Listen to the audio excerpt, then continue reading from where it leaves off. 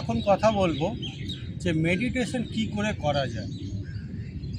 হাজার হাজার বছর ধরে সেই অ্যালোপ্যাথি চিকিৎসা ব্যবস্থার মতো আমরা মেডিটেশন অর্থাৎ ধ্যানকে বুঝে এসেছি।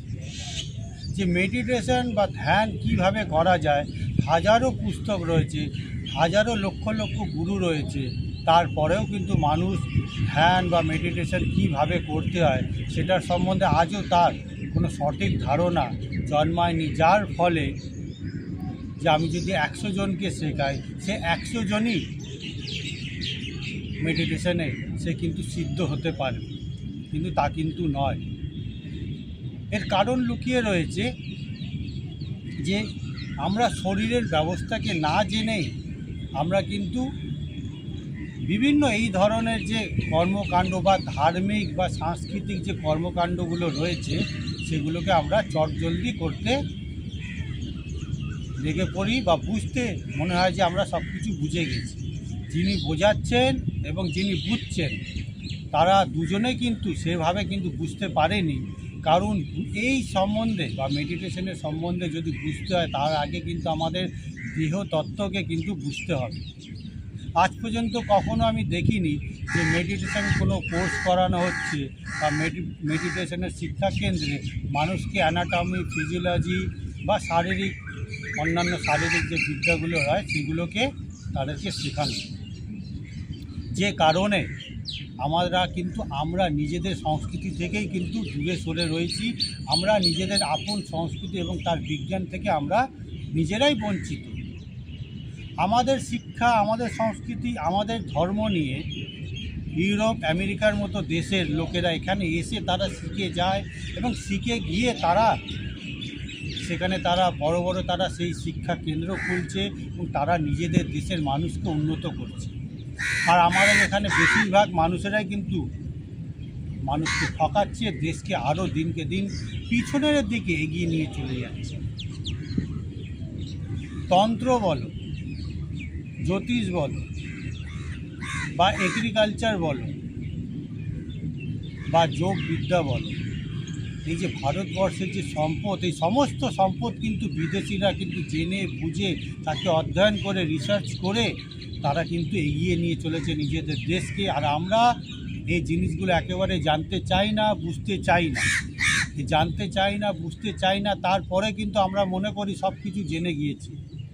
ভারতীয় সংস্কৃতির যে সমস্ত বিষয়গুলো রয়েছে, যেমন জ্যোতিষ, তন্ত্র, যোগ, কৃষি, বাস্তু, এই সমস্ত কিন্তু জানতে গেলে কিন্তু অ্যাস্ট্রোনমি, অ্যাস্ট্রোলজি, অ্যানাটমি, ফিজিওলজি, স্নায়ুতন্ত্র, জীববিদ্যা, জীবন বিজ্ঞান, উদ্ভিদ বিজ্ঞান, পরিবেশ বিজ্ঞান, ভূগোল বিজ্ঞান, সমস্ত কিছু কিন্তু আমাদের জানতে হবে। তারপরে কিন্তু আমরা ভারতীয় সংস্কৃতিকে অর্থাৎ নিজের সংস্কৃতিকে আমরা জানতে পারবো, বুঝতে পারবো। আমরা নিজেদের সংস্কৃতিকে বিজ্ঞানের চোখ দিয়ে কখনোই দেখতে শিখিনি, কখনো দেখতে চাইও নি। যে কারণে আমাদের যদি কোনো একটা আয়ুর্বেদের বই যদি আমাদের তুলে ধরা হয় আমরা কিন্তু সেটা বুঝতে পারি না। আমাদের যদি কোনো জ্যোতিষের বই তুলে দেওয়া হয় তারা কিন্তু আমরা সারা জীবন পড়তে থাকি কিন্তু বুঝতে পারি। আমাদের যদি বেদের বই আমাদের হাতে তুলে দেওয়া হয় আমরা কিন্তু সারা জীবন অধ্যয়ন করি বংশ পরম্পরায়, কিন্তু আমরা সেখান থেকে কিছুই বুঝতে পারি না। সেটা আমার জীবনে কোনো কার্যকারিতা বা প্রয়োজনীয়তা কিছুই মনে করি না। মনে হয় শুধু এটা একটা ধার্মিক ক্রিয়া, ধার্মিক পঠন পাঠন, এটা আমাদের করতে হবে। এমনকি আমরা যে রোজ নিত্যদিন যে রান্না করি, পুজো করি, তার পিছনে যে একটা বিজ্ঞান রয়েছে সেটাও কিন্তু ভারতীয় সংস্কৃতির অবদান, সেটাও কিন্তু আমরা জানি না, যার ফলে বাড়িতে বাড়িতে রোগ। এবার আসছি মূল কথায়, যেখানে হচ্ছে মেডিটেশন কিভাবে করা যায়। মেডিটেশন করতে গেলে বায়ু, পিত্ত, কফ এই ত্রিদোষকে জানতেই হবে। বায়ু, পিত্ত, কফকে যদি আমরা না জানি, না বুঝি, তাহলে কিন্তু কোনো দিনই আমরা সঠিক পথে ধ্যান বিজ্ঞানকে আমরা জানতে পারব না। যখন আমরা প্রথমে মেডিটেশন বা ধ্যান করতে শুরু করি তখন কিন্তু আমাদের মনের মধ্যে যখন চোখটা বন্ধ করলেই হাজারো চিন্তা, হাজারো নানা ধরনের ছবি মনে এবং চোখের মধ্যে চলে আসে। মানে আরও যেন আমি যতটা আমি চিন্তাগুলোকে রোধ করতে চাইছি, যেন আরও চিন্তাগুলো আমার মাথায় ঢুকে চলে আসছে, আমাকে একেবারে বিস্মৃত করে দিচ্ছে। আমার যেন নিজের কোনো বোধই হচ্ছে না, এই রকম একটা অবস্থা হয়ে যায় যখন আমরা ধ্যানে বসি। এর কারণ হচ্ছে যে শরীরে বায়ু কিন্তু দোষ রয়েছে, বায়ু কিন্তু অসাম্য অবস্থায় রয়েছে। বায়ু যদি অসাম্য অবস্থায় থাকে তাহলে কিন্তু মনের মধ্যে অনেক গতিশীলতা প্রাপ্ত হয়, অর্থাৎ আমার মনে অনেক বেশি বেশি চিন্তা তৈরি হবে। যে কারণে মেডিটেশন করার আগে শরীরকে তৈরি করার কথা বলা হয়েছে, যেটা পতঞ্জলি যোগ দর্শনে। তো প্রথমে মেডিটেশন করার আগে বায়ুকে আমাদের প্রশমিত করতে হবে, বায়ুকে সাম্য অবস্থায় করতে হবে। যদি বায়ুকে আমরা সাম্য অবস্থায় করতে পারি তখন যেটা আমাদের মেডিটেশন করতে বসবো সেটা অনেকটাই সহজ হবে। মনের মধ্যে যে চিন্তা ভাবনাগুলো আসবে সেগুলো অনেক পজিটিভ আসবে এবং সেই চিন্তা ভাবনা আমার সুস্থ পিত্ত দ্বারা সেটা কিন্তু ট্রান্সফর্ম হবে, সেটা প্রসেসিং হবে। সেই শুদ্ধ চিন্তা ভাবনা যখন শুদ্ধভাবে প্রসেস হবে সেটা তখন কফ, দেহের যে কফ রয়েছে সে কফ তত্ত্ব, সেই কফ তত্ত্ব গিয়ে সেটা একটা দুর্দান্ত একটা সিদ্ধান্তে উপনীত হবে। অর্থাৎ আমরা জীবনে কিভাবে আমরা মোক্ষ লাভ করব সেটা হচ্ছে এখান থেকেই বোঝা যাবে। যখন আমি কোনো একটা বিষয়কে আমি জানলাম, বিষয়ের তথ্যগুলোকে আমি সংগ্রহ করলাম সম্পূর্ণভাবে, তখন কিন্তু এই পিত্ত সেটাকে কিন্তু তথ্যগুলোকে প্রসেস করে, মানে সেটাকে আমরা যাচ পড়তাল করি ভিতরে, সেটা কতটা ঠিক কতটা বেঠিক, এডিট হবে, তথ্যের ডিলিট হবে, এইভাবে চলতে থাকে। এই প্রসেসিং যখন শেষ হবে তখনই কিন্তু আপনি কফ তত্ত্ব সেই প্রসেস হওয়া তথ্যগুলোকে নিয়ে তার মধ্যে একটা সারবত্ত, তার একটা সিদ্ধান্তে সে উপনীত হবে, যার ফলে ফের আমরা বিষয়ে যে মূল সার যেটা বলতে চাইছি সেটা কিন্তু আমরা জানতে পারবো, বুঝতে পারবো।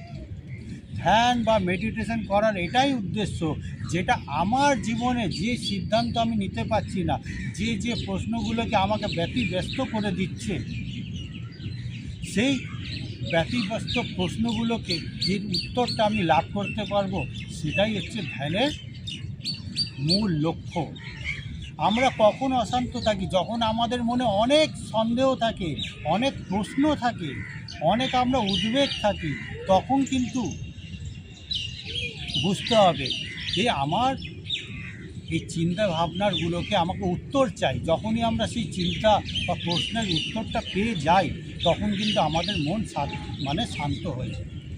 আমরা হয়তো পড়েছি বিক্রম বেতালের গল্প, সে প্রত্যেকবার দেখা যায় যে বিক্রম বেতালের কাঁধে চেপে বসে থাকে এবং তাকে একটা গল্প শোনায়। গল্প শোনাবার শেষ দিকে তিনি একটা বিক্রমকে প্রশ্ন করেন। তিনি বলেন যদি তুমি এই প্রশ্নের উত্তর না দাও জানা সত্ত্বেও, তাহলে তোমার মাথা ফেটে চৌচির হয়ে যাবে, আর যদি তুমি উত্তরটা দিয়ে দাও তাহলে আমি তোমাকে ছেড়ে আমার জায়গায় চলে যাব। এটাই ছিল বিক্রম বেতালের মূল সূত্র, ধ্যানের সূত্র। এটা আমরা বুঝতে পারিনি।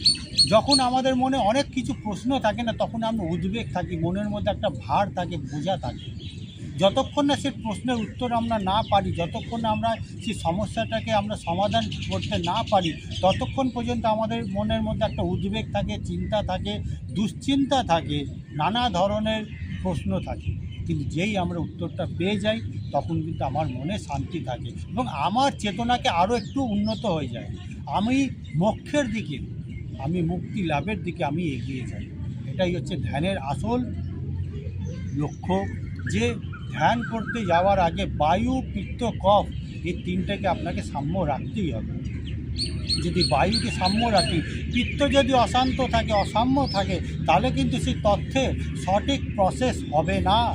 যদি তথ্যের সঠিক প্রসেস না হয় তাহলে কিন্তু তার তো আসল সিদ্ধান্ত আমরা কিন্তু উপনীত হতে পারবো না। আবার যদি বায়ু, পিত্ত সাম্য থাকে আর কফ তত্ত্ব যদি অশুদ্ধ থাকে বা অসাম্য থাকে, তাহলেও কিন্তু প্রসেস হওয়ার পরেও আমরা কিন্তু সেই সিদ্ধান্তে, আসল সিদ্ধান্তে আমরা উপনীত হতে পারবো না, গোনামোনা করতে থাকবো। অনেক সময় কিন্তু আমাদের জীবনে এই সকল ঘটনা ঘটে যে আমরা বুঝতে পারছি কিন্তু সিদ্ধান্ত নিতে পারছি না এটা করলে ঠিক হবে কি হবে না। ঠিক ওরকম। তো মেডিটেশন করার আগে, ধ্যান করার আগে বায়ু, পিত্ত, কফকে যদি আমরা সাম্য বা সুস্থ করে তুলতে পারি তাহলে কিন্তু ধ্যান একেবারে সহজ একেবারে হয়ে যাবে, এবং সেই ধ্যানের দ্বারা আমরা সাংসারিক জীবনে সাফল্য লাভ তো করবই, এর পাশাপাশি কিন্তু আমরা আধ্যাত্মিক জীবনে অনেকটা এগিয়ে যাব। তাই বায়ু, পিত্ত, কফের সাম্য রাখা অত্যন্ত আবশ্যক যদি আমাকে ধ্যান করে হায়েস্ট লেভেলের অ্যাচিভমেন্ট করতে হয় তো।